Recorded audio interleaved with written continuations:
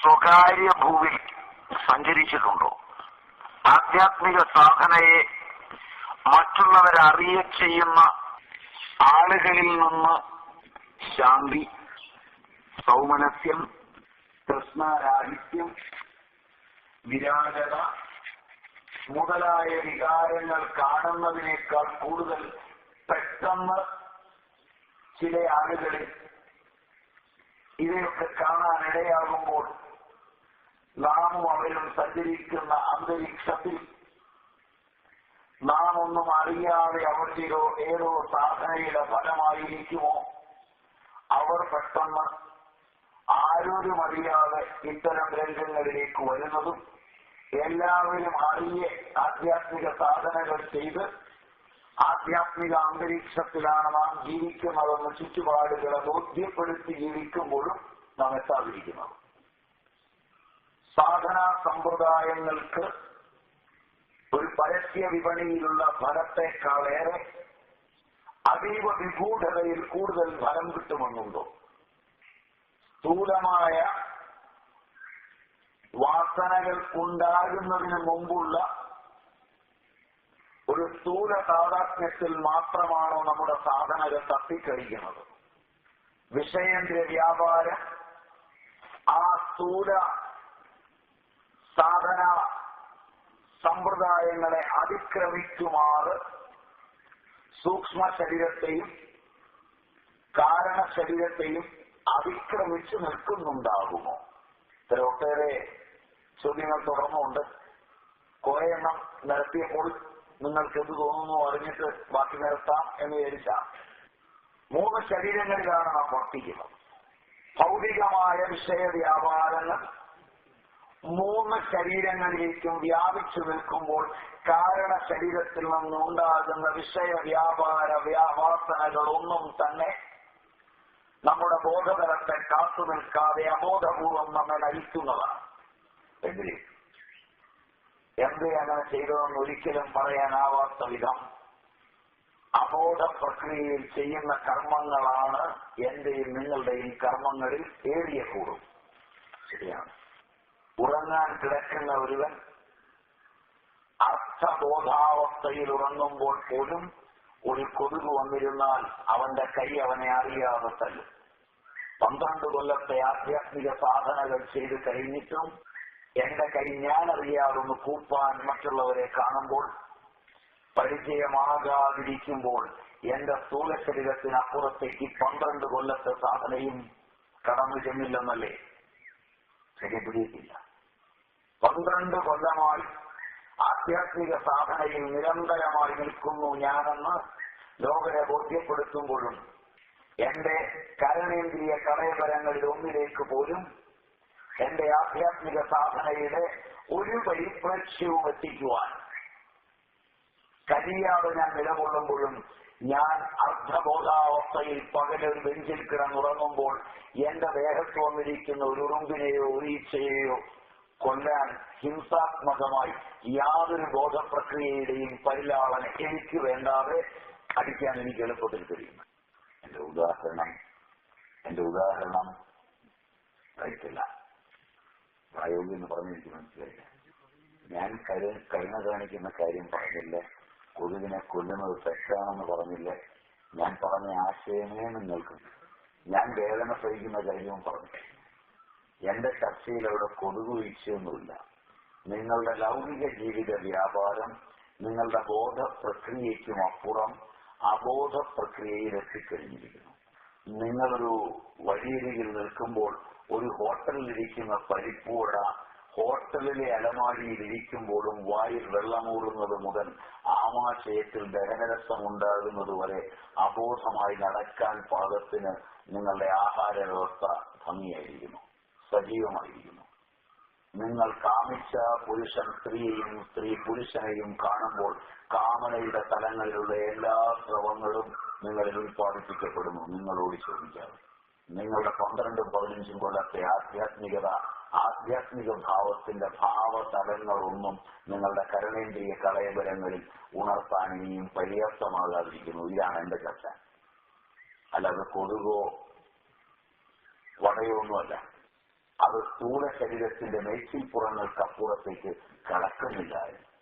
വിഷയ വ്യാപാരങ്ങൾ സ്ഥൂല സൂക്ഷ്മ കാരണ ശരീരങ്ങളെ ഉല്ലംഘിച്ചു നിൽക്കുന്നുവെന്നും വേദന ഉളവാക്കാവുന്നതാണ് ഞാൻ പറഞ്ഞുകൊണ്ട് പറഞ്ഞാൽ എനിക്ക് സമ്മതമാണ്. ഇത്രയും കാലം സാധന ചെയ്തോ ഇല്ലയോ അതൊക്കെ വേറെ കാര്യം. ഇത് സത്യമാണോ എന്നത് അതുകൊണ്ട് എന്നെ അത്ഭുതപ്പെടുത്തുന്ന കാര്യമില്ല. അപ്പോഴാണ് ഒരു മാറ്റം അനിവാര്യമായി വരുന്നത്. എന്തെല്ലാം ടെക്നിക്കുകളിലൂടെ മാനവൻ ഓടുമ്പോഴും അതെല്ലാം പ്രമാണഭൂതമായി അവന്റെ മുമ്പിൽ വെക്കുന്നത് ആത്മാവിനെയല്ല, വിഷയത്തെയാണ്. ആധുനിക ആധ്യാത്മികതയുടെ നിറം പിടിപ്പിച്ച ഓർമ്മകളിൽ അത്രയും വിഷയങ്ങളുടെ ഈടുവയ്പ്പുകൾ കൂടുകയും ആധ്യാത്മികത സ്ഥൂലഭാവത്തിന്റെ ഒരു ദർശനം മാത്രമായി ഒടുങ്ങുകയും ചെയ്യുന്നു. അതുകൊണ്ട് ആധ്യാത്മിക സാമൂഹ്യ സാധനക്രമങ്ങളിൽ നിന്ന് ആനുഭൗതികമായ സമ്പത്ത് കറന്നെടുക്കാൻ പര്യാപ്തമാകാതിരിക്കുന്നു. അതുകൊണ്ട് സാമൂഹ്യ സാധനക്രമങ്ങളിൽ നിന്ന് ആധ്യാത്മികതയുടെ ഉണർവ് കിട്ടാതെ വരുന്നു. കാലാതീതമായി അറിയപ്പെട്ടിട്ടുള്ള ആധ്യാത്മിക അനുഭൂതി കടന്നു വന്നവരെല്ലാം അറിയപ്പെടാത്ത മേഖലകളിൽ നിന്ന് ഏകാന്തതകളിൽ നിന്ന് പ്രത്യക്ഷപ്പെട്ടവരായി തുടരുന്നു എന്ന ചരിത്ര വസ്തുത അംഗീകരിക്കുമ്പോഴും വിഷയലോലുപത്വമുള്ള ഒരു ആധ്യാത്മികതയെ തേടി യുവത്വവും ജനതയും ഓടുന്നു. കുറച്ച് അധികമായി ഇത് യുവത്വത്തെ മാത്രമല്ല ആധ്യാത്മികതയെയും പരാജയപ്പെടുത്തുന്നു. ഇല്ലാത്ത കറുത്ത പൂച്ചയെ ഇരുട്ടത്ത് തേടുന്നവരെ പോലെ ആധ്യാത്മികത ഇല്ലാത്തതാണെന്ന് അടുത്ത തലമുറയെ പറയിപ്പിക്കുവാൻ ഇത് കാരണമാകുന്നു.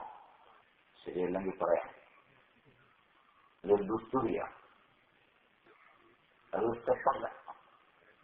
ആ സ്റ്റെപ്പിനകത്ത് ഇതുവരെ എന്നെങ്കിലും ആരെങ്കിലും ഈ സാമൂഹികതയിലൂടെ എത്തുന്നതായി നാം കാണുന്നില്ല. അങ്ങനെ ഉദാഹരണം നമ്മുടെ മുമ്പിലില്ല ഇന്നോളം.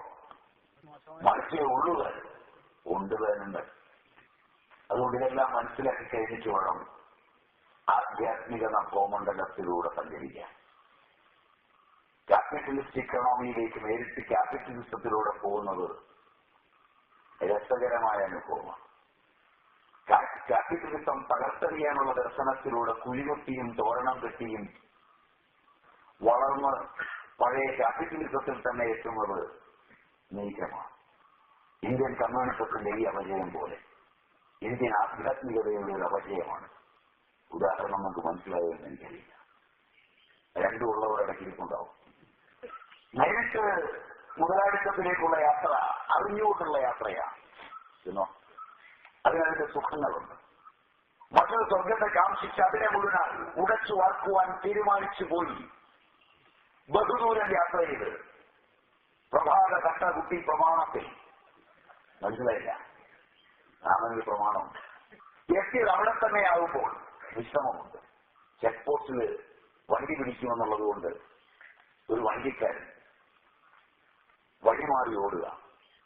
3 കിലോമീറ്റർ ദൂരം ചെക്ക് പോസ്റ്റിന്റെ അടുക്കൽ നിന്ന് 3 കിലോമീറ്റർ ഓടി ചെക്ക് പോസ്റ്റിലെത്തിയാൽ അവിടെ ടാക്സ് കൊടുക്കണം. അത് വെട്ടിക്കാൻ വേണ്ടിയാണ് 300 കിലോമീറ്റർ ഓടിയാണ് ഈ വണ്ടി വരുന്നത്. 300 കിലോമീറ്റർ ഓടുമ്പോൾ അതെല്ലാം പൊളിഞ്ഞതും തകർന്നതുമായ ഊടുപാതകളാണ്.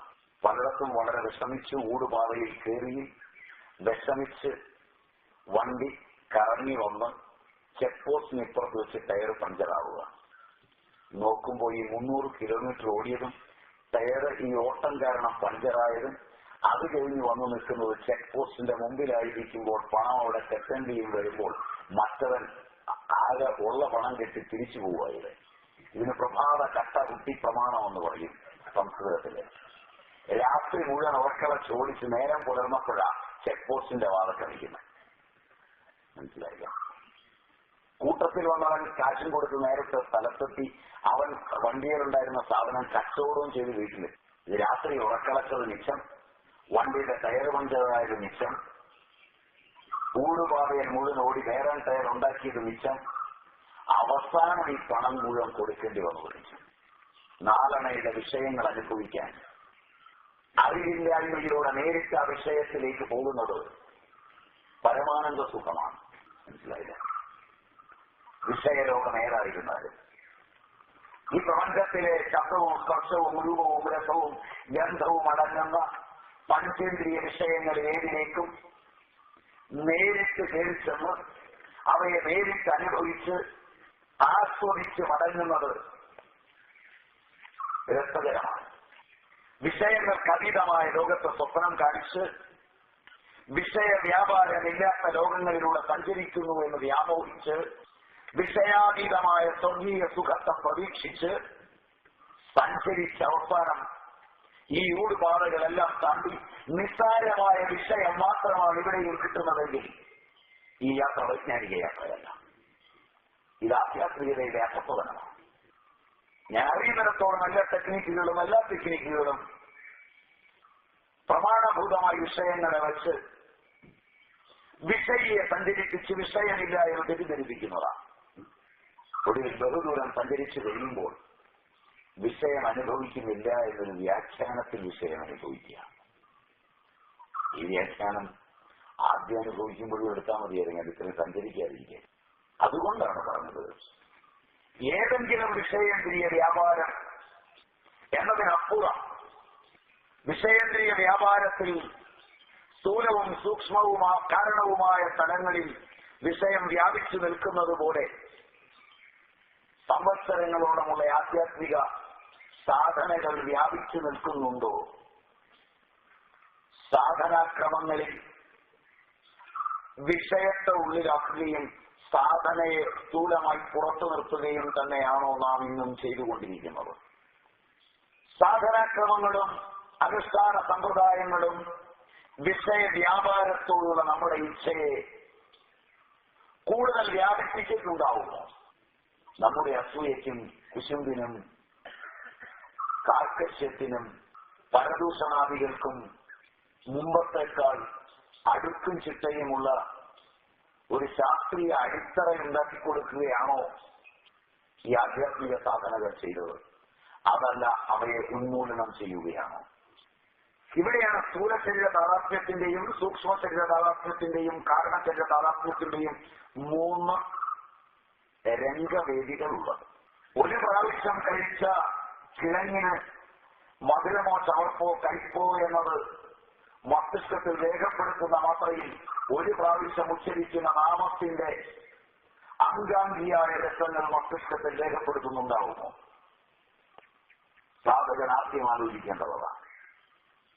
ഒരു പ്രാവശ്യം കേൾക്കുന്ന അശ്ലീല പദം എപ്പോൾ വേണമെങ്കിലും കേൾക്കാനും പറയാനും പാകത്തിന്, ഓർമ്മിക്കാൻ പാകത്തിന്, അതിൽ നിന്ന് ഭാവങ്ങൾ ഉണർത്താൻ പാകത്തിന് മസ്തിഷ്കത്തിൽ രേഖപ്പെടുത്തുന്ന ആവേഗത്തോടുകൂടി ആധ്യാത്മിക ശബ്ദങ്ങൾ നമ്മളുടെ മസ്തിഷ്ക നിഘണ്ടുക്കളിൽ രേഖപ്പെടുത്താറുണ്ടോ? അങ്ങനെയാണ് സമയം പ്രത്യേകില്ലോ. രേഖപ്പെടുത്തിയാൽ പിന്നെ അത് ചാടിപ്പിടിക്കും. ഉണ്ടോ? എവിടുന്ന് ഇല്ലെന്ന് ഞാൻ പറയില്ല, ഉണ്ടോ എന്നാണ് എന്റെ ചോദ്യം. ഇല്ലയോ ഉണ്ടോ എന്നുള്ളത് നിങ്ങളുടെ ഉത്തരമാണ്. എന്റെ ചോദ്യം, ഞാനും നിങ്ങളും നടന്നു പോകുമ്പോൾ കേൾക്കുന്ന അശ്ലീല പദങ്ങൾ എന്റെയും നിങ്ങളുടെയും മസ്തിഷ്കത്തിൽ രേഖപ്പെടുത്തുന്ന വേഗത്തിൽ, ഞാനും നിങ്ങളും പോകുമ്പോൾ എന്നെയോ നിങ്ങളെയോ നോക്കി കൊഞ്ഞനം കുത്തുന്നവന്റെ കൊഞ്ഞനത്തിന്റെ രൂപം രേഖപ്പെടുത്തുന്ന ആ വേഗത്തിൽ, ഞാനും നിങ്ങളും നടന്നു പോകുമ്പോൾ അസൂയയുടെയും കുശുമ്പിന്റെയും വെറുപ്പിന്റെയും വിദ്വേഷത്തിന്റെയും ഭാവങ്ങൾ രേഖപ്പെടുത്തുന്ന ആ വേഗത്തിൽ ആധ്യാത്മികമായ കാരുണ്യവും സ്നേഹവും വാത്സല്യവും നമ്മുടെ മസ്തിഷ്കങ്ങളിൽ രേഖപ്പെടുത്താറുണ്ടോ? അവ സ്ഥൂലവും സൂക്ഷ്മവും കാരണവുമായ ദേഹത്തോട് ചേർന്ന് ആവഹിക്കാറുണ്ടോ?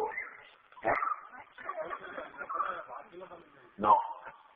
ആധ്യാത്മിക സാധകൻ ഒരിക്കലൊരെണ്ണം കേട്ടു കഴിഞ്ഞാൽ അവൻ അതിന്റെ മനന പ്രക്രിയയിലാണ്.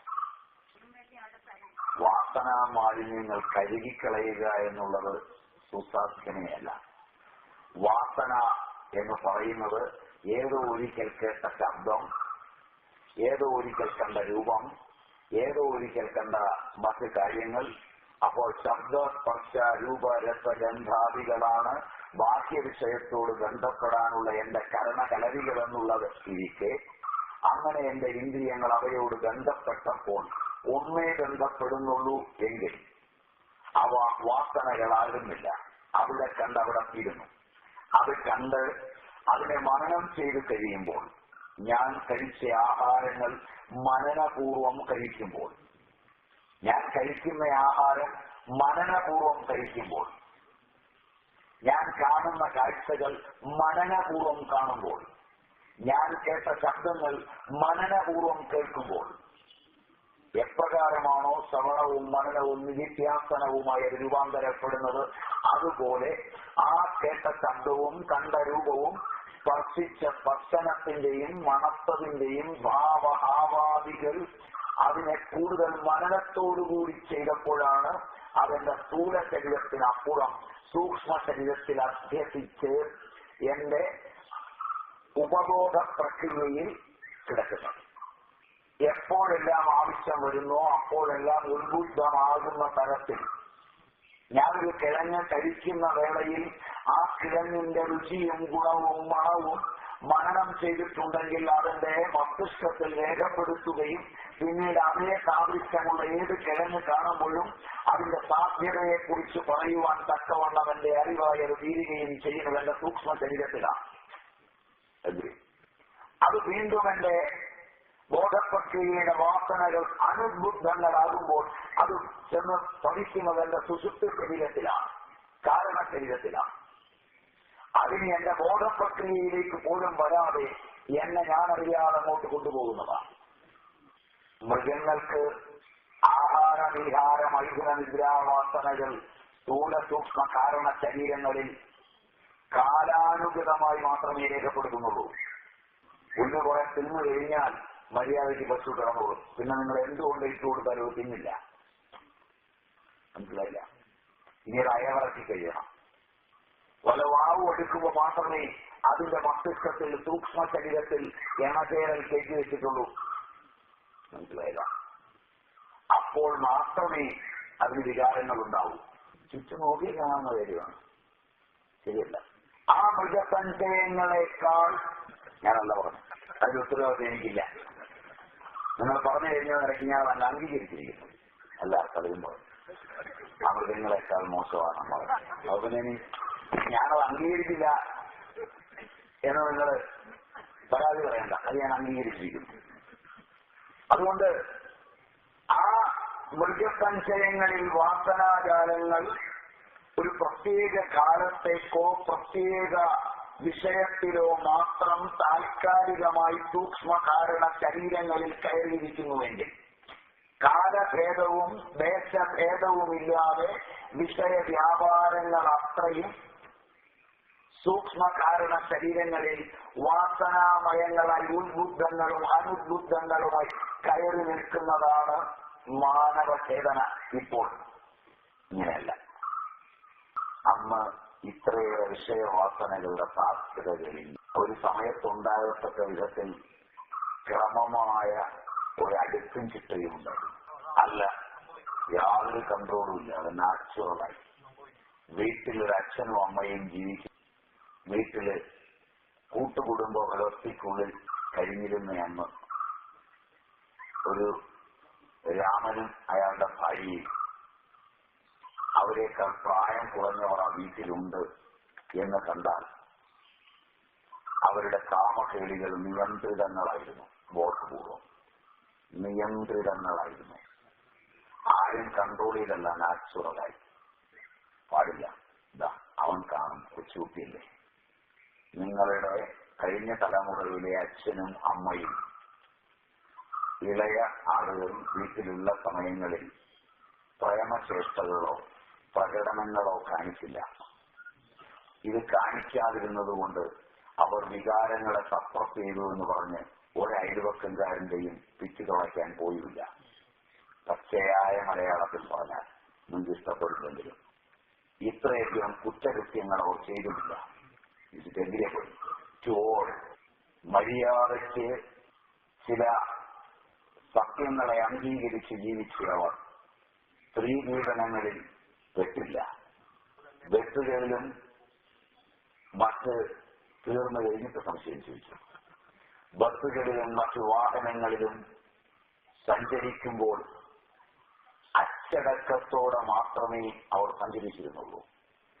ഭാര്യയുടെ അസാന്നിധ്യത്തിൽ ഭർത്താവും, ഭർത്താവിന്റെ അസാന്നിധ്യത്തിൽ ഭാര്യയും വികാരങ്ങൾക്ക് വേണ്ടി വീർപ്പുമുട്ടി കാണിച്ചുമില്ല. എന്നെ കേൾക്കുന്ന 45-50 വയസ്സിൽ കൂടുതൽ പ്രായമുള്ള മുഴുവൻ പേർക്കും സമ്മതമാകുമെന്ന് വിശ്വസിക്കുന്ന വാക്കുകളാണ് ഞാൻ പറയുന്നത്. അതിൽ താഴെയുള്ളവർക്ക് ഒരു പക്ഷേ അറിയുമെന്ന് എനിക്ക് തോന്നുന്നില്ല. അവരുടെ ജീവിതത്തിൽ പരിചയമുള്ളതാകാൻ സാധ്യതയില്ല. അതുകൊണ്ട് അവർ സംശയം ചോദിച്ചാൽ ഞാൻ പുറകെ ഉത്തരം പറയാം. അതിൽ മോളിൽ പ്രായമുള്ളവർക്ക് ഞാൻ പറയുമ്പോൾ തന്നെ പ്രതികരിക്കാം. കൊച്ചുകുട്ടികൾക്ക് ഞെട്ടലുണ്ടാവും ചിലപ്പോൾ. ഇങ്ങനൊരു കാലമുണ്ടായിരുന്നു എന്ന് കേൾക്കുമ്പോൾ. ഒരു കുഞ്ഞ് ജനിച്ചാൽ സാമാന്യ മര്യാദയിൽ അച്ഛനും അമ്മയും ദമ്പതിക്രിയ ചെയ്യുന്ന കട്ടിലിൽ കുഞ്ഞിനെ കിടത്തിയിരുന്നില്ല. കാരണം ആ ശിശുവിന്റെ മസ്തിഷ്കത്തിൽ അച്ഛന്റെ അമ്മയുടെയും ദമ്പതിക്രിയയുടെ ഭാവഭാവാദികൾ വികലമായി രേഖപ്പെടുത്തിയേക്കുമെന്നുള്ളത് കൊണ്ട് മുത്തച്ഛനോടോ മുത്തശ്ശിയോടോ ഒപ്പം കിടത്തിയിട്ട് മാത്രമേ അത്തരം പ്രക്രിയകൾക്ക് വിഷയീഭവിച്ചിരുന്നുള്ളൂ. അമ്മയായി വിഷയം ഗൗരവമുള്ളതാണ്. അതുകൊണ്ടാണ് ചോദിക്കുന്നത്. കുട്ടികൾ അല്പം മുതിർന്ന കുട്ടികളുടെ മുമ്പിൽ വെച്ച് ഭാര്യാഭർത്താക്കന്മാർ അവർ ഭാര്യാഭർത്താക്കന്മാരും കാമകേളികളിൽ ഏർപ്പെടുന്നവരും അവർ ശൃംഗാര ചതുരമാണെന്ന് തോന്നുന്ന വിധത്തിലുള്ള ഒരു പ്രവർത്തനം പോലും വരാതിരിക്കുവാൻ ജാതിയോ മതമോ വർഗമോ വർണ്ണമോ നോക്കാതെ അന്നത്തെ ആളുകൾ ഒരേപോലെ മര്യാദക്കാരായിരുന്നു. No or yes with a capital Y. ഇത്രയധികം കുറ്റകൃത്യങ്ങളൊന്നും ഉണ്ടായില്ല. ഒരു വികാരവും സപ്രസ് ചെയ്തതിന്റെ പേരിൽ ഇന്ന് കാണുന്ന മാരക രോഗങ്ങളൊന്നും അന്ന് രേഖപ്പെടുത്തപ്പെട്ടില്ല. അന്നത്തെ ആചാര്യന്മാർ പഠിപ്പിച്ചു കൊടുത്ത ഏതെങ്കിലും സാധനാക്രമങ്ങൾ ഉണ്ടെങ്കിൽ അവ മനസ്സിനെ നിയന്ത്രിക്കാനുള്ളവ മാത്രമായിരുന്നു.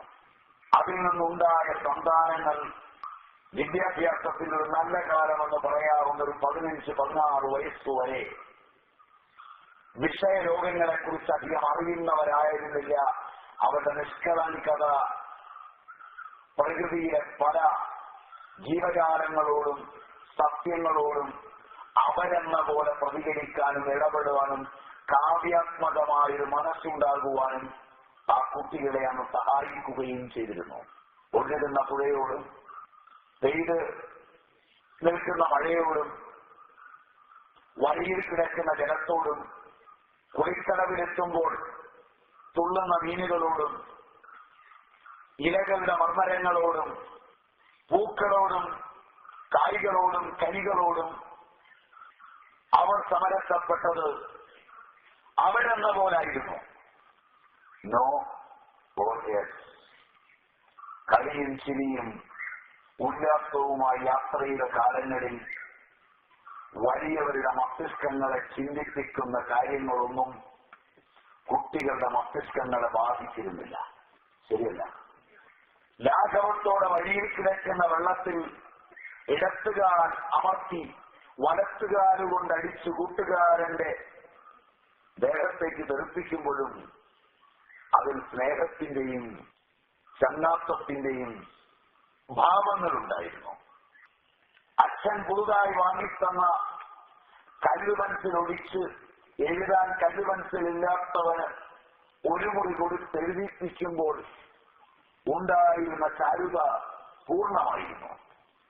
ഇങ്ങനെ അങ്ങോട്ട് വർണ്ണിച്ചാൽ മണിക്കൂറുകൾ വാചാലമാകാൻ സ്റ്റോക്ക് എനിക്കുണ്ടാവും.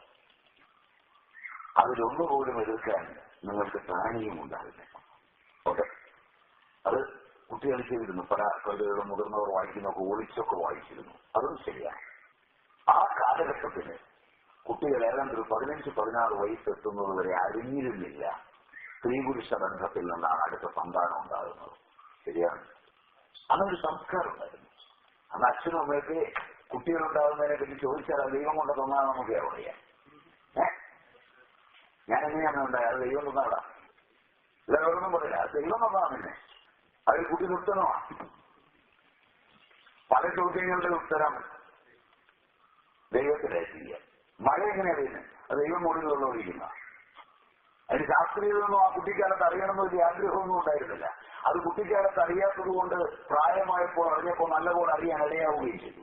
അറിയേണ്ട സമയത്ത് അറിഞ്ഞപ്പോ റൈറ്റ് ടൈം. ഒരു 10-20 വയസ്സ് കഴിഞ്ഞ് ഇതാണ് പണിയെന്ന് അറിയുമ്പോ അതിന്റെ ഉന്മേഷമൊന്നും വേറെയാണ്. മറിച്ച് 5 വയസ്സ് അറിഞ്ഞ് പരീക്ഷിച്ച് നോക്കിയാൽ അപകടകരമാണ്. ശരിയല്ല? ആലോചിച്ചിട്ട് പറഞ്ഞു. അപ്പൊ അങ്ങനെയുള്ളൊരു ജീവിതക്രമം അന്നുണ്ടായിരുന്നു. വൈകാരികമായ കാര്യമായ അസന്തുലിതാവസ്ഥകളൊന്നുമില്ലാതെ സ്വച്ഛന്തവും സുഭഗവുമായി ജീവിക്കുവാൻ അന്ന് കഴിഞ്ഞിരുന്നു. ദാരിദ്ര്യം അതിന്റെ മൂർധന്യത്തിൽ നിൽക്കുമ്പോൾ പോലും പലപ്പോഴും ഭൗതിക ദാരിദ്ര്യം അതിന്റെ എല്ലാ ഭാവഹാവാദികളോടും കൂടി നടമാടുമ്പോഴും ആന്തരികമായ സൗകുമാര്യതയ്ക്കോ ആനന്ദത്തിനോ സ്വച്ഛതയ്ക്കോ ആ ദാരിദ്ര്യം കുറവ് വരുത്തിയിരുന്നില്ല. സമ്പന്നത അതിന്റെ എല്ലാ ഭാവങ്ങളോടും കൂടി നടമാടുമ്പോഴും രോഗവും ദുഃഖവും അസ്വസ്ഥതയും ആധുനികന്റെ മുഖമുദ്രയായിട്ടുമുണ്ട്. ആധ്യാത്മിക ടെക്നിക്കുകൾ അതിനെ കൂടുതൽ വികൃതങ്ങളുമാക്കിയിട്ടുണ്ട്. ഈ വസ്തുതയൊക്കെ നമുക്ക് പെട്ടെന്ന് ബാക്കി എനിക്ക് ഉപയോഗിക്കാനാവില്ല. അതാണ് അത് വളരെ തുറന്ന മനസ്സോടെ സമീപിച്ചു നോക്കൂ. സ്ഥൂല വ്യാപാരങ്ങൾക്കപ്പുറം അന്ന് വിഷയ വ്യാപാരങ്ങൾ ഗൗണവും ആത്മബോധം മുഖ്യവുമായിരുന്നു. അച്ഛനും അമ്മയും കുഞ്ഞുമെല്ലാം ആ ദാരിദ്ര്യത്തിലും സമയമില്ലായ്മയിലും പ്രഭാതത്തിലും പ്രദോഷത്തിലും തങ്ങളുടെ സാധനകൾ മുടക്കിയിരുന്നില്ല. ഏത് വിഷയേന്ദ്രിയ വ്യാപാരവും അവരെ സാധന മുടക്കി അതിലേക്ക് പോകാൻ പ്രേരിപ്പിച്ചിരുന്നില്ല. എന്താണിതുകൊണ്ടുള്ള ഭൗതിക നേട്ടമെന്നോ പ്രയോജനമെന്നോ ചോദിച്ചാൽ അതിനുത്തരം പറയാൻ ആവില്ലെങ്കിൽ പോലും അത് ചെയ്യാതിരിക്കാൻ പറ്റാത്തവരായിരുന്നു അന്നത്തെ ആളുകൾ. യുക്തിപൂർവ്വം അവർ ചെയ്യുന്നതിന്റെ പ്രയോജനത്തെക്കുറിച്ചോ അത് നാളെ തരാൻ പോകുന്ന കാര്യത്തെക്കുറിച്ചോ ഒന്നും പറഞ്ഞു മനസ്സിലാക്കി കൊടുക്കാൻ പറ്റില്ലെങ്കിലും അത് മുടക്കാൻ പറ്റില്ല എന്ന കാര്യത്തിൽ അവർ ഏകസ്വരത്തിലായിരുന്നു. ശരിയല്ല? കാലത്തുള്ള നാമജപം, സന്ധ്യയ്ക്കുള്ള നാമജപം, ഇവയൊക്കെ പണിയൊക്കെ ഒതുക്കി കുളിച്ച് ശുദ്ധമായി വന്ന് ഭാര്യയും ഭർത്താവും ഒക്കെ ഇരുന്ന് ചെയ്യുന്നത് ഒരു ദിവസമെങ്കിലും മുടക്കാൻ അവർക്ക് പറ്റിയിരുന്നില്ല. ശരിയാണ്. ആഹാരവും നീഹാരവും മൈഥുനവും എല്ലാം അവർക്ക് ഗൗണം മാത്രമായിരുന്നു, മുഖ്യമായിരുന്നില്ല. അതുകൊണ്ട് തന്നെ തന്റെ ഭാര്യയിൽ മറ്റൊരുവന്റെ പുത്രനോ തന്റെ ഭർത്താവിന് മറ്റൊരുവരിൽ പുത്രനോ ഉണ്ടായാൽ പോലും സമചിത്തത കൈവരിയാതെ നിലകൊള്ളുവാനും അതിനെ ഹിംസാത്മകതയിലേക്ക് കൊണ്ടുപോയി ഏതോ പേര് നേടുവാനും അത് കഴിഞ്ഞ് മറ്റേയാരെയെങ്കിലും വഞ്ചിച്ചതിനെ ഏൽപ്പിക്കുവാനും ഒന്നുമുള്ള തൃഷ്ണയില്ലാത്തൊരു സത്യസന്ധത അന്നുണ്ടായിരുന്നു. കുറച്ച് അപകടകരമായ ഞാൻ പറഞ്ഞത്. ഒരു മകൾ വിവാഹപൂർവമായി പ്രസവിച്ചു എന്നാൽ പോലും അത് പേരുദോഷവും സമാജത്തിൽ പ്രശ്നവും ഉണ്ടാക്കുമെന്ന് പറഞ്ഞ് ഏതെങ്കിലും തെറ്റ് ചെയ്യുവാൻ മാതാപിതാക്കളെയോ അന്നത്തെ സാമൂഹ്യ വ്യവസ്ഥിതിയെയോ ഇന്നത്തെ പോലെ കർക്കശമായി വഞ്ചനാത്മകമായി കളങ്കപൂർവകമായി ചിന്തിക്കുന്ന സ്ഥലമായിരുന്നില്ല പ്രായണ സാധാരണ ജനങ്ങളുടെ ജീവിതക്രമങ്ങളിൽ. കുറെ ഉന്നതന്മാരുടെ ജീവിതക്രമങ്ങളിലുണ്ടാവും. ഇന്ന് സാധാരണന്റെ ജീവിതവും അതുതന്നെയാണ്. ശരിയാണ്. തന്റെ വീട്ടിൽ തന്റെ ഭാര്യ മക്കളെ ചൂണ്ടിക്കാണിച്ച് ഇത് ഇന്നയാളുടെ മകനാണ്, ഇത് ഇന്നയാളുടെ മകനാണ്, അത് എന്റെ മകനാണ്, അവരെല്ലാം ഇപ്പോ ഞാനാണ് നോക്കുന്നത് എന്ന് പറയുന്ന അതുകൊണ്ട് അഭിമാനമൊന്നും പോകാത്ത ഒരുപാട് അച്ഛന്മാർ ഇപ്പോഴും 80ഉം 90ഉം വയസ്സിൽ പലയിടത്തും ഉണ്ടാവുമെന്നാണ് എനിക്ക് തോന്നുന്നത്. നിങ്ങളൊരു നാട്ടുകാരില്ല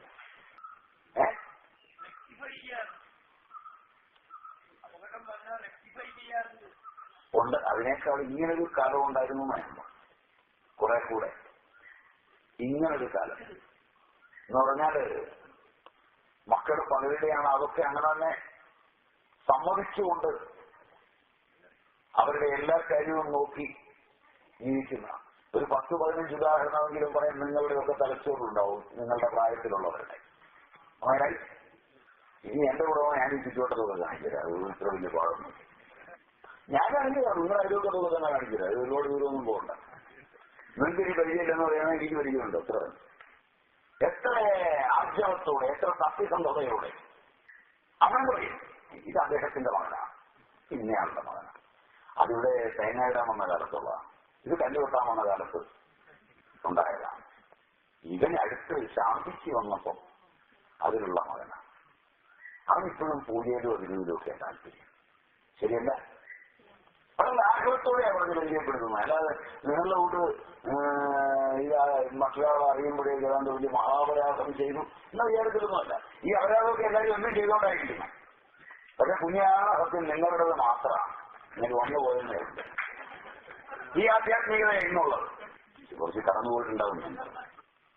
ഈ പൊരുത്തപ്പെടാൻ വിഷമമുള്ളത് ഡയറക്റ്റ് ഇറ്റായുണ്ട്. വളച്ചും തിരിച്ചുമൊക്കെയാണ് നിങ്ങൾക്ക് സഹിക്കാം. ഇത് വളവും തിരിവൊന്നുമില്ല, ഡയറക്റ്റ്, ഏകദം ഡയറക്റ്റ് അല്ലേ മക്കള്?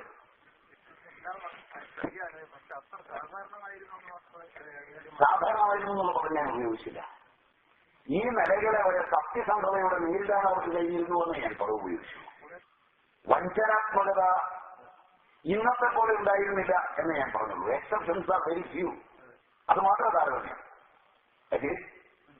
അതില്ലായിരുന്നു എന്ന് ഞാൻ പറഞ്ഞില്ല, ഉണ്ടായിരുന്നു വഞ്ചനയുള്ളവർ. But they are very few. എനിക്കേതായാലും അതിനോടും യോജിക്കാൻ പറ്റില്ല. ജനസംഖ്യയും സാമൂഹ്യ പ്രശ്നങ്ങളുമായി, ജനസംഖ്യയും സംസ്കാരവുമായി, ജനസംഖ്യയും ആധ്യാത്മികതയുമായി, ജനസംഖ്യയും ഭൗതികതയുമായി എന്തെങ്കിലും ബന്ധമുണ്ടെങ്കിൽ അത് ആനുപാതിക അംശത്തിലുള്ള വികാസം മാത്രമാണെന്നാണ് ഞാൻ വിശ്വസിക്കുന്നത്. മാത്രം മറ്റൊരു തരത്തിലും അത് മനുഷ്യജീവിതത്തിന്റെ ഊടും പാവുമാണെന്ന് ഞാൻ വിശ്വസിക്കാറില്ല.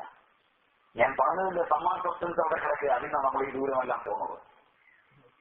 അങ്ങൊരു ഒരാൾ രാവിലെ എഴുന്നേറ്റാൽ അയാൾക്ക് കുറച്ച് രൂപ പോയാൽ, പറമ്പിൽ നിന്ന് ഒരു മരം വേറൊരുത്തൻ മുറിച്ചുകൊണ്ടുപോയാൽ, അതിർത്തിയിൽ നിന്ന് 2 സെന്റ് ഒരുത്തൻ മാന്തിയെടുത്താൽ, വഴിക്ക് വേണ്ടി തന്റെ പറമ്പിന്റെ ഒരു അരിവ് മാന്തിപ്പോയാൽ ഒന്നും ഉണ്ടാകുന്ന വേദന ഒരു ദിവസത്തെ അനുഷ്ഠാനം മുടങ്ങിക്കഴിഞ്ഞാലുള്ള വേദനയോട് താരതമ്യം ചെയ്താൽ താരതമ്യം അർഹിക്കാത്ത വിധത്തിൽ അകലമായിരുന്നു.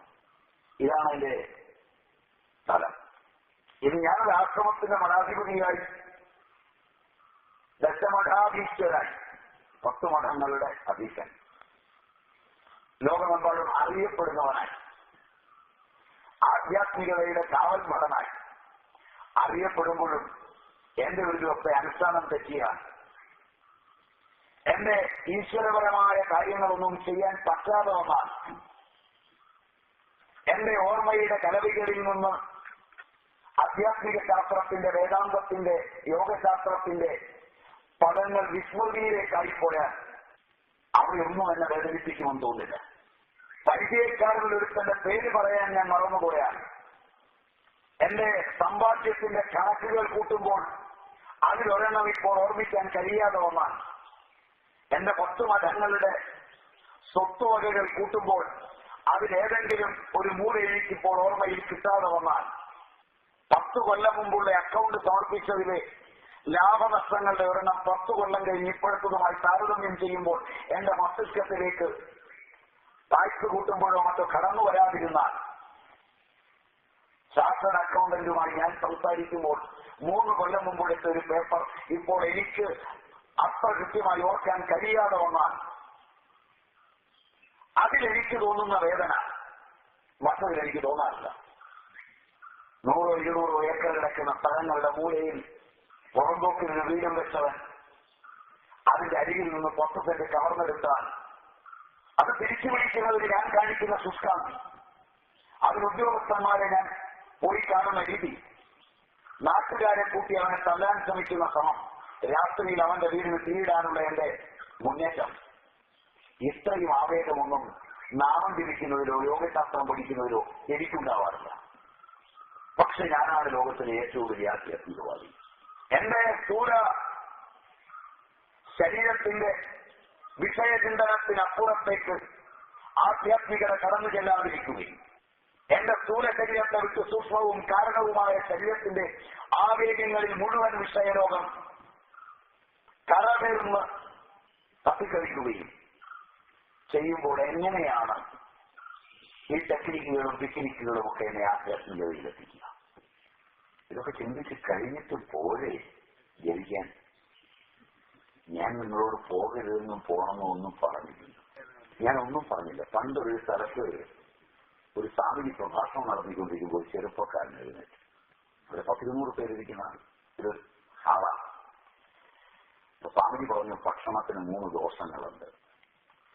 1 ജാതി ദോഷം, 2 ആശ്രയദോഷം, 3 നിമിത്ത ദോഷം. ലോകത്തിലെ ഏറ്റവും ദോഷം കുറഞ്ഞ ഭക്ഷണം അമ്മ ഉണ്ടാക്കിത്തരുന്നു. കാരണം അതിന് ആശ്രയദോഷം അല്പം പോലില്ല. കാരണം ഒരു അമ്മ തന്റെ കുഞ്ഞിന് എന്ത് ഉണ്ടാക്കുമ്പോഴും അതിന് തൊട്ടു മുമ്പ് ആ അമ്മയെ കുത്തിന് പിടിച്ച് ആ മകൻ ഇടിച്ചവനായിരുന്നാൽ കൂടി എന്റെ കുഞ്ഞ് നന്നാകണം എന്നോർത്തല്ലാതെ ആ അരിയെടുത്ത് അടുപ്പയിലിടുകയോ വേവിക്കുകയോ വിളമ്പുകയോ ചെയ്യും. ഭാര്യയായിരുന്നാൽ നിങ്ങൾ വാങ്ങിക്കൊടുക്കുകയൊക്കെ സന്തോഷിപ്പിച്ച് നിർത്തിയിട്ട് മേടിച്ച് കഴിച്ചാൽ ആരോഗ്യം നിർദ്ദേശിക്കാറുണ്ടോ? പതിവായിട്ട് എന്തെങ്കിലുമൊക്കെ വാങ്ങിക്കൊണ്ട് കൊടുക്കുകയും സന്തോഷിപ്പിക്കുകയും ചെയ്തിട്ട് വേണം ആഹാരം ഭാര്യയിൽ നിന്ന് വാങ്ങിക്കഴിക്കാൻ. അല്ലാതെ കഴിക്കുന്നവനൊക്കെ രോഗിയാണ്. കാരണം അതൊരു ബന്ധം അങ്ങനെയാണ്. മക്കളായാലും വലിയ വ്യത്യാസമൊന്നും ഉണ്ടാവില്ല. ഹോട്ടലായാൽ പറയുകയെന്നല്ല, അവിടെ ദോഷങ്ങൾ 3 സജീവമായി. തർക്കമില്ല. ഇതൊക്കെ സ്വാമിജി പറഞ്ഞു കൊടുത്തുകൊണ്ടിരിക്കുമ്പോൾ ചെറുപ്പക്കാരനെ ചുറ്റി ചോദിച്ചു, എനിക്ക് ജോലി വെളിയിലാണെങ്കിൽ കൂടെ വന്നു നിൽക്കാൻ ഭാര്യയ്ക്ക് പറ്റിയില്ലെങ്കിൽ അപ്പോൾ ഞാൻ ഹോട്ടലിനെ അല്ലാതെ എന്തിനെയാണ് ആശ്രയിക്കുക? ഇതുപോലാണ് ചോദ്യം. അത് ഈ പത്രക്കാരുടെ സന്നിവേശം കൂടുതലാകുമ്പോൾ ജീവിതത്തിൽ ഒരു കാര്യവും നമ്മുടെ നിലയിൽ ചെയ്തു നോക്കിയിട്ട് അത് അങ്ങനെയല്ലാതെ എന്തെങ്കിലും സംഭവിക്കുന്നുണ്ടോ എന്ന് പ്രായോഗികമായി അറിഞ്ഞിട്ടല്ലാതെ നമ്മുടെ മനസ്സ് നേരത്തെ തന്നെ നമ്മൾ നാമം ജപിക്കാൻ ഇരിക്കുമ്പോൾ വേറൊരാൾ വരുമെന്നും അയാൾ അത്യാവശ്യക്കാരനായിരിക്കുമെന്നും അപ്പോൾ അതാണോ ഇതാണോ ചെയ്യേണ്ടതെന്നും ഒക്കെ ഇരുന്ന് നോക്കുന്നതിന് മുമ്പേ ചിന്തിക്കാൻ, ആ നേരത്ത് മാത്രമേ നമ്മളെ കാണാൻ ഈ അത്യാവശ്യക്കാരൻ വരാവൂ എന്ന് നേരത്തെ തീരുമാനിക്കുന്നത് നാമം ജപിക്കാൻ ഇഷ്ടമില്ലാത്തത് കൊണ്ടായിരിക്കില്ലേ? ഇരുന്ന് നോക്കിയില്ലല്ലോ. ഇങ്ങനൊരു ജോലിയാണ് നമുക്കുള്ളത്. ജീവിതം മുഴുവൻ നമുക്ക് ഇങ്ങനെയാണ് സംഭവിക്കേണ്ടത് എന്ന് നമുക്കൊരു നിർബന്ധമുള്ളത് പോലെയാണ്. ആ അനുഭവം നമ്മൾ നേരത്തെ നമ്മൾ സങ്കല്പിക്കുന്നുണ്ടാണ്. മറിച്ച് ഞാൻ ചെയ്യുന്ന നല്ല കാര്യങ്ങളുടെ വേളകളിൽ അത് കഴിയുന്നതുവരെ ആരും വരില്ല. അത് കഴിഞ്ഞേ എത്തൂ. വരില്ല. ചെറുതയില്ലായ്മ എന്ന് പറയുന്നത് അല്ല, ഞാൻ കടന്നു കഴിയാം. ഈ പ്രയോഗമൊക്കെ നിങ്ങൾ പ്രയോഗിക്കുമ്പോ തമ്മില് കാര്യം അടുക്കിയിരുന്ന കപ്പ് വന്നപ്പോ നിങ്ങളൊക്കെ ഒരു വർഷം കൂടുതൽ കഴിച്ചിരുന്നോടത്ത് നിങ്ങൾ ഈ പ്രയോഗം അടുപ്പിച്ചു. അവസാനം നിങ്ങളിതെല്ലാം പ്രയോഗിച്ചിട്ട് നിങ്ങളൊക്കെ തമ്മിൽ ഇവിടെ സ്ഥലത്ത് പോകും. ഈ പ്രയോഗിച്ചതെല്ലാം വേറൊരുത്തം ടേസ്റ്റ് ചെയ്തിട്ട് സ്വാമി പറഞ്ഞൊന്നും പറഞ്ഞിട്ട് ഞങ്ങൾക്ക് കൊടുക്കും. പിന്നെ അവസാനം എനിക്ക് ബുദ്ധിമുട്ടാണ്. ഇതെന്താ ഈ ഉദ്ധരണിക്ക് താഴെ സ്വാമി എന്നുള്ള പേര് വന്നാൽ എവിടെ പറഞ്ഞിട്ട് ഞാൻ ഈ മറന്നുകൊണ്ടേ. നമ്മൾ പറയാൻ ഉദ്ദേശിച്ച കാര്യത്തിൽ നിന്ന് എന്തെല്ലാം ഉദാഹരണങ്ങൾ പറഞ്ഞാലും ഒന്ന് നമ്മുടെ ആധ്യാത്മികമായ സാധനാക്രമങ്ങളും അന്വേഷണങ്ങളും നമ്മുടെ വായ്ത്താടിക്കപ്പുറം സൂക്ഷ്മ കാരണ ശരീരങ്ങളിൽ സന്നിവേശിച്ച് രൂപാന്തരപ്പെടുന്നില്ല. Is it right? മറ്റൊരു ജീവനെ കാണുമ്പോൾ അത് ഞാൻ തന്നെയാണെന്നും അത് ബഹുമാന ഭാവങ്ങളോടെ കാണണമെന്നും നമ്മുടെ സൂക്ഷ്മ ശരീരത്തിലേക്ക് എത്തിക്കഴിഞ്ഞാൽ നാം അറിയാതെ അഭിവാദനം ചെയ്യാൻ, ഒന്നും അറിയാതെ കൈയറിയാതെ കുപ്പാൻ, അയാൾക്ക് എന്താണാവോ ഞാൻ ചെയ്തു കൊടുക്കേണ്ടത് എന്ന് വിനയാന്വിതമായി ചിന്തിക്കാൻ, എന്നെക്കൊണ്ട് എന്ത് ഉദ്ദേശിച്ചാണ് ആ ജീവൻ എന്റെ അടുത്തെത്തിയിരിക്കുന്നത് എന്ന് ആലോചിക്കാൻ കുറഞ്ഞ പക്ഷം എന്റെ സാമീപ്യം അവൻ അലോത്തരമാകാതെയും എന്റെ വാക്കുകൾ അവന് വേദനാപൂർവകമാകാതെയും എന്റെ പെരുമാറ്റ വിശേഷങ്ങൾ അവന്റെ ലൗകിക വാസനകളെ താൽക്കാലികമായെങ്കിലും വിടുവാൻ പ്രേരിപ്പിക്കുന്ന വിധവും ആയിത്തീരാവുന്ന വിധത്തിൽ എന്റെയും നിങ്ങളുടെയും ആധ്യാത്മിക ചോദന സൂക്ഷ്മ കാരണ ശരീരങ്ങളിൽ വളർന്നു കഴിഞ്ഞാൽ മാത്രമേ നാം ആധ്യാത്മിക നഭോമണ്ഡലത്തിൽ സഞ്ചരിക്കുന്നു എന്ന് പറഞ്ഞിട്ട് അർത്ഥമുള്ളൂ. നിങ്ങളിൽ ഓരോ ഭർത്താവും, നിങ്ങളിൽ ഓരോ ഭാര്യയും, നിങ്ങളിൽ ഓരോ മകളും ഓരോ മകനും നിങ്ങളുടെ താവളങ്ങളിലേക്ക് ഒരാധ്യാത്മിക ക്യാമ്പോ, ഒരാധ്യാത്മിക പരിപാടിയോ, ഒരാധ്യാത്മിക സർജനമോ, ഒരാധ്യാത്മിക ചിന്തയോ കഴിഞ്ഞെത്തുമ്പോൾ നിങ്ങളുടെ സാമീപ്യം, നിങ്ങളുടെ ഉണർവ്, നിങ്ങളുടെ ജീവിതക്രമം അവയുമായി സമ്പർക്കം പുലർത്തുമ്പോഴെല്ലാം എന്തെന്നില്ലാത്തൊരു ഉന്മേഷവും ഉണർവും നിങ്ങളുടെ ഭാര്യയ്ക്ക്, നിങ്ങളുടെ ഭർത്താവിന്, നിങ്ങളുടെ മകൾക്ക്, നിങ്ങളുടെ അച്ഛന്, നിങ്ങളുടെ അമ്മയ്ക്ക്, നിങ്ങളുടെ പരിചയക്കാർക്ക്, നിങ്ങളുടെ ബന്ധുജനങ്ങൾക്ക് നിങ്ങളും അവരും അറിയാതെ ഉണ്ടാകുന്നു എങ്കിൽ നിങ്ങളിൽ ഏതോ ഒരു ആധ്യാത്മികതയുടെ ആവിർഭാവം തുടങ്ങിയെന്ന് ഉറച്ചു വിശ്വസിക്കാം.